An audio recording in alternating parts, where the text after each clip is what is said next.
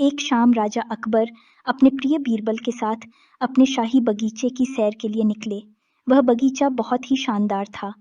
चारों ओर हरियाली ही हरियाली थी और फूलों की भीनी-भीनी खुशबू वातावरण को और भी खूबसूरत बना रही थी। ऐसे में राजा को जाने क्या सूझा कि उन्होंने बीरबल से कहा, बीरबल, हमारा मन है कि इस हरे-भरे बगीचे में हम हरे खुड्डे में बैठकर घूमें। इसलिए मैं तुम्हें आदेश देता हूँ कि तुम 7 दिनों के अंदर हमारे लिए एक हरे खुदे का इंतज़ाम करो।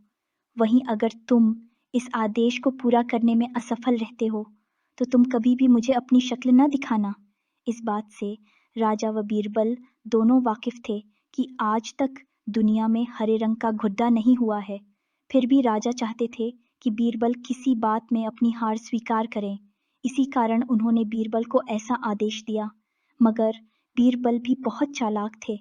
वो भली भांति जानते थे कि राजा उनसे क्या चाहते हैं, इसलिए वो भी खुड्डा ढूंढने का बहाना बनाकर 7 दिनों तक इधर-उधर घूमते रहे। 8वें दिन बीरबल दरबार में राजा के सामने पहुंचे और बोले, महाराज, आपकी आज्ञा के अनुसार मैंने आपके लिए हरे घुड्डे का इंतजाम कर लिया है, मगर उसके मालिक की 2 शर्तें हैं। राजा ने उत्सुकता से दोनों शर्तों के बारे में पूछा। तब बीरबल ने जवाब दिया, पहली शर्त यह है कि उस हरे घोड़े को लाने के लिए आपको स्वयं जाना होगा। राजा इस शर्त के लिए तैयार हो गए। फिर उन्होंने दूसरी शर्त के बारे में पूछा।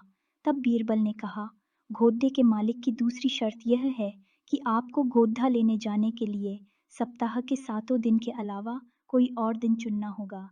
ये सुन राजा हैरानी से बीरबल की ओर देखने लगे। तब बीरबल ने बड़ी सहजता से जवाब दिया, महाराज, गुड्डे का मालिक कहता है कि हरे रंग के खास गुड्डे को लाने के लिए उसकी यह खास शर्तें तो माननी ही होंगी।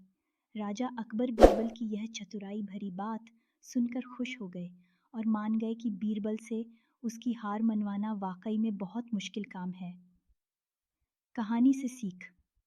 यह कहानी हमें यह सिखाती है कि सही सूझबूझ और समझदारी के साथ नामुमकिन लगने वाले काम को भी आसानी से किया जा सकता है।